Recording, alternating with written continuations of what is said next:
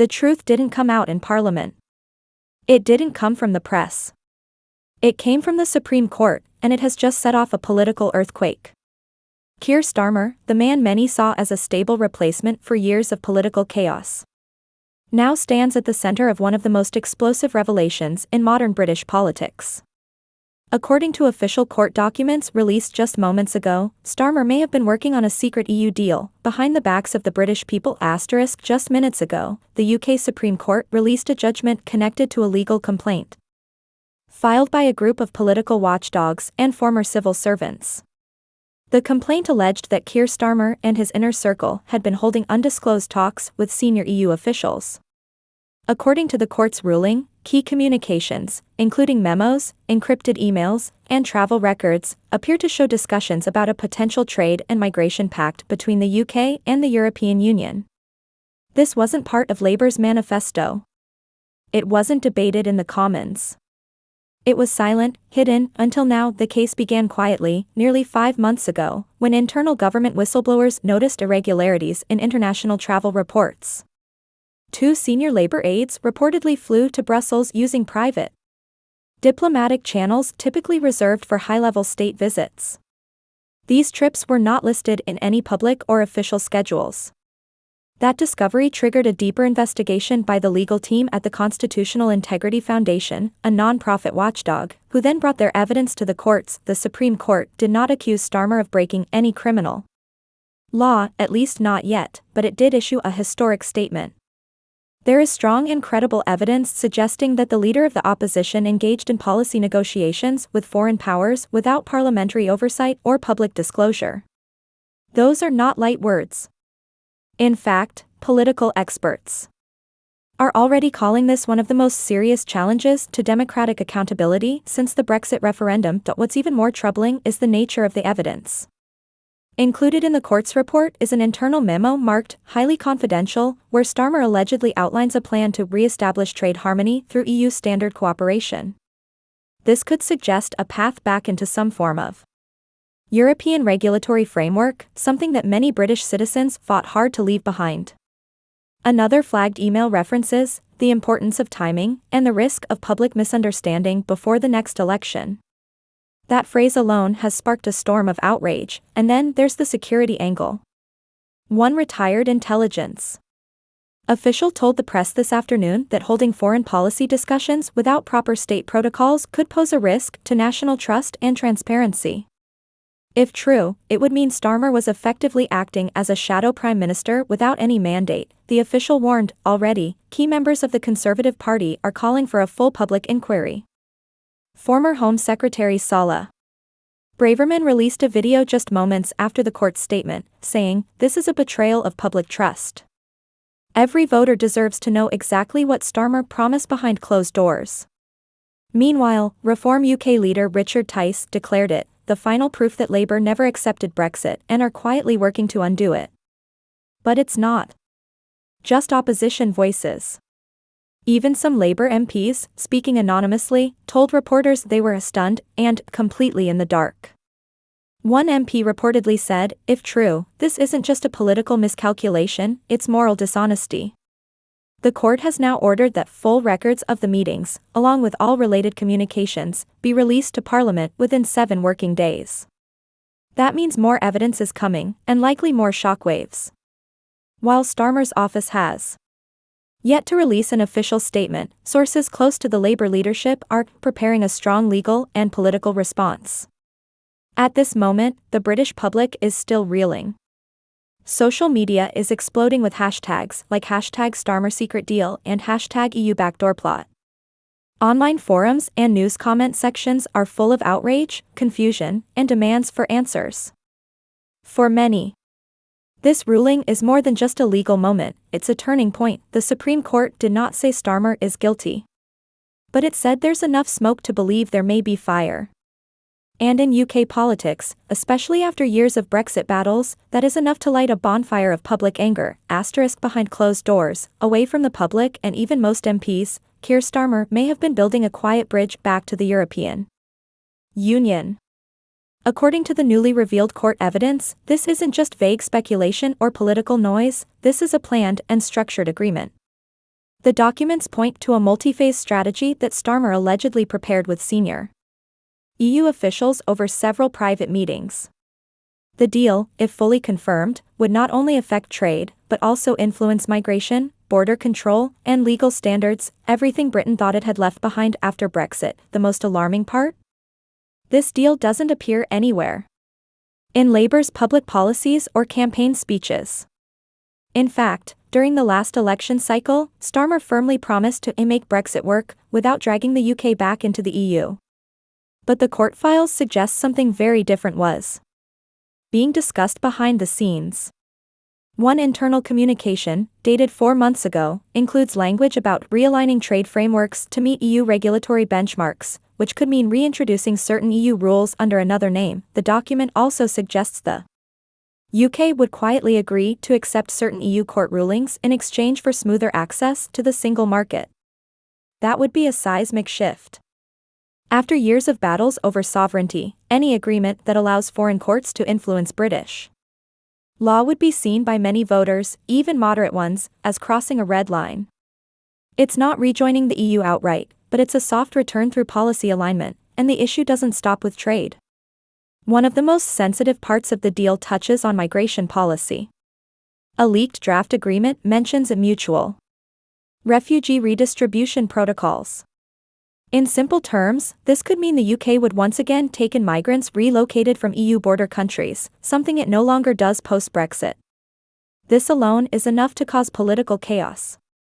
Immigration remains one of the most debated topics in the UK, and any sign of surrendering control to the EU would enrage voters across the spectrum. But there's also a section in the memo marked Media Guidance, which suggests a plan to slowly roll out the details of the agreement after the next general election, assuming a Labour win. That raises serious ethical questions. If Starmer was planning to bring the UK into a long-term partnership with the EU again, why keep it hidden? Why wait? And why make the deal before asking the public? Political analysts now say this was not just a misstep, it may have been a calculated political strategy. By keeping it quiet until after the next election, Starmer could have avoided public debate and backlash, then introduced the deal as a done deal, claiming it was best for the economy. But now that the Supreme Court has forced the issue into the open, that entire strategy may collapse. Reactions from around the UK have been immediate and fierce. On talk shows, social media, and online newspapers, the common question is, was this Starmer's real Brexit plan all along? Many feel betrayed. Brexit supporters are calling it treason. Even those who supported staying in the EU are questioning the secrecy. One political commentator said on live TV, "You cannot undo Brexit by stealth." If Starmer believes in a new EU partnership, he must bring it to the voters, not hide it behind locked doors. In Brussels, EU officials have refused to comment directly on the court ruling, but one unnamed diplomat told a European newspaper, "We have always maintained informal communication with future UK leadership prospects." That vague statement has only added fuel to the fire. If the EU knew, and the British people didn't, the sense of betrayal grows deeper. At this point, the evidence doesn't confirm if the deal was finalized. But even the draft content and the intention behind it is enough to cause serious political damage. It shows premeditation, secrecy, and possibly an attempt to bypass democratic accountability. This isn't just a political embarrassment, it's a crisis of trust. More files are set to be revealed in the coming days as Parliament begins its formal review.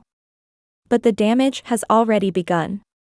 Questions are being asked, not just about the content of the EU deal, but about Starmer's character, honesty, and fitness to lead a post-Brexit Britain. And in a country still deeply divided over Europe, this kind of secret planning may be a wound that doesn't heal easily. The moment the Supreme Court ruling hit the public domain, the country erupted. It didn't take hours, it took minutes. News feeds exploded, hashtags began trending, and political leaders rushed to give statements. One headline from a top UK news outlet screamed, "Starmer's secret EU plot exposed, voters betrayed." It wasn't just another political drama, it was a full-blown firestorm that no party could ignore. Within the first hour, protests began forming outside Westminster. A growing number of angry citizens, many waving Union Jacks and carrying signs that read, "We voted out," and "No backdoor to Brussels," gathered in front of Parliament. Some were former Brexit campaigners. Others were simply ordinary citizens who felt deceived. The crowd grew fast. Videos of shouting, chanting, and even some scuffles with police started spreading online with millions of views. Inside Parliament, the reaction was even more intense. Prime Minister Rishi Sunak, clearly seizing the moment, stood before cameras and called the revelation a disgraceful betrayal of democracy. He demanded that Keir Starmer appear before the House of Commons immediately to answer for the findings. This country has seen enough of political games. The British people will not be dragged back into the EU through secret deals and legal loopholes, Sunak declared. Meanwhile, Labour's internal cracks began to show. While Starmer remained silent in the immediate aftermath, several Labour backbenchers were visibly shaken.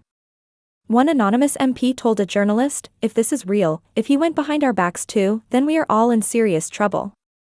Some MPs even began privately discussing possible leadership challenges, with whispers of betrayal echoing through the halls of Westminster. The media response was just as fierce.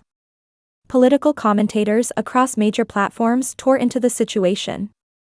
On GB News, one host opened their show with the line, "Starmer promised transparency and delivered secrecy. He promised strength and gave us surrender." On Talk TV, Piers Morgan said bluntly, "If this is what he's willing to do before getting into number 10, imagine what he'll do with full power." But it wasn't just television. Social media turned into a battlefield. On Twitter/X, the hashtags #Starmer betrayal, #EU backdoor deal, and #NotMyLeader were trending in the top 5 within the UK. Thousands of posts accused Starmer of lying, deceiving voters, and destroying public trust. Many were from angry former Labour supporters. One tweet that went viral said, "I voted Labour.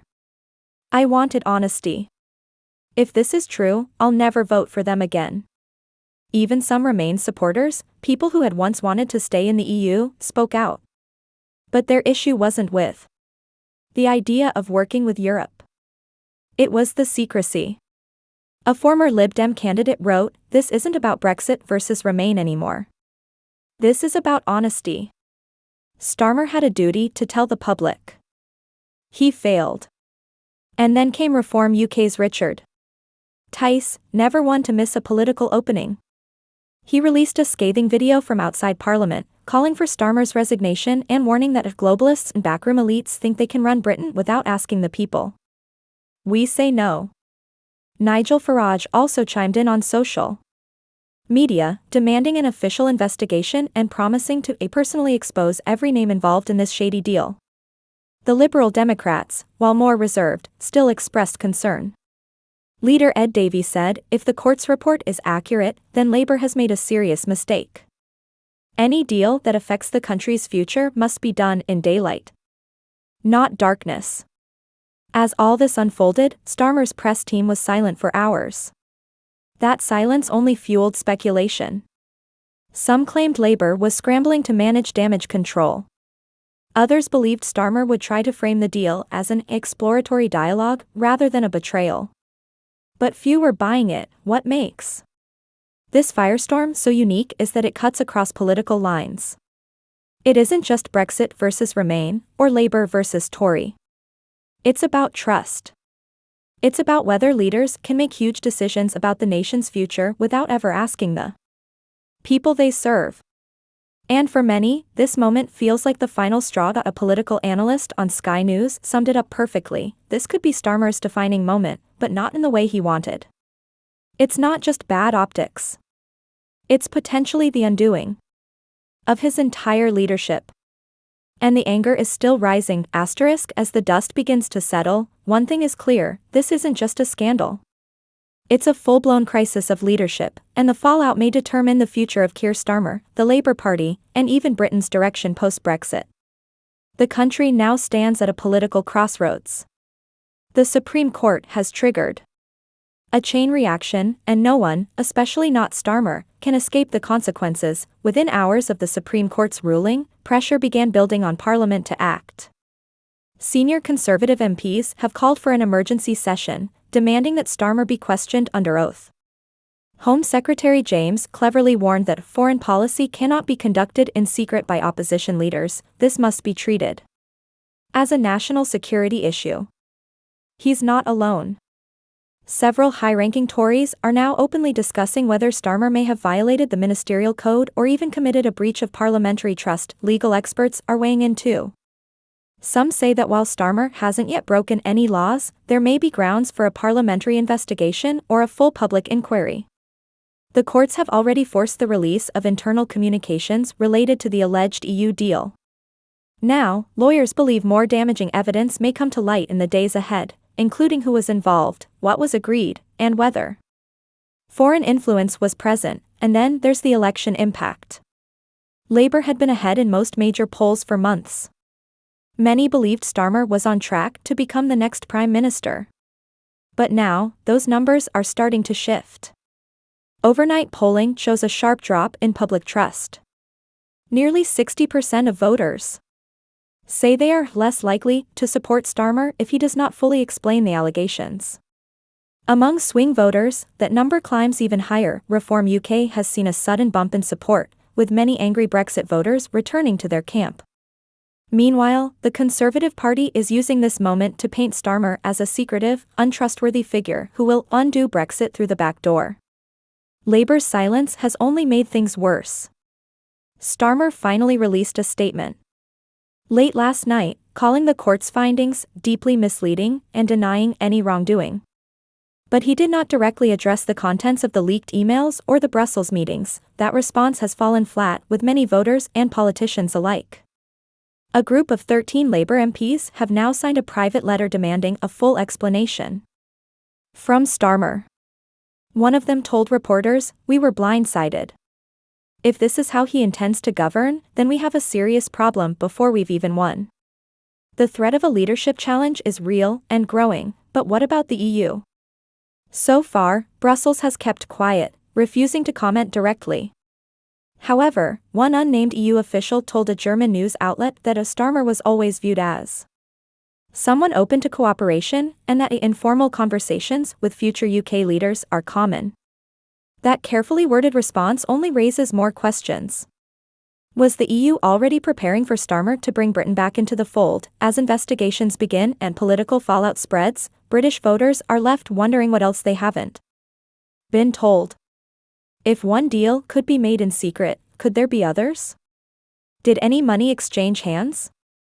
Were promises made that tie Britain's hands in the future? Parliament is expected to begin hearings within days. Several members of Starmer's inner circle may be called to testify, and Labour may be forced to release more documents. The opposition is ready to strike hard. Some are even pushing for a snap general election, claiming the public deserves to decide now, before any secret deal becomes reality. This could be the moment that defines Starmer's legacy before he ever takes office, or the moment that destroys it completely. The public is watching. The parties are circling. The next move is Starmer's, and the whole nation is waiting to see if he can survive what many are calling the biggest political betrayal since Brexit.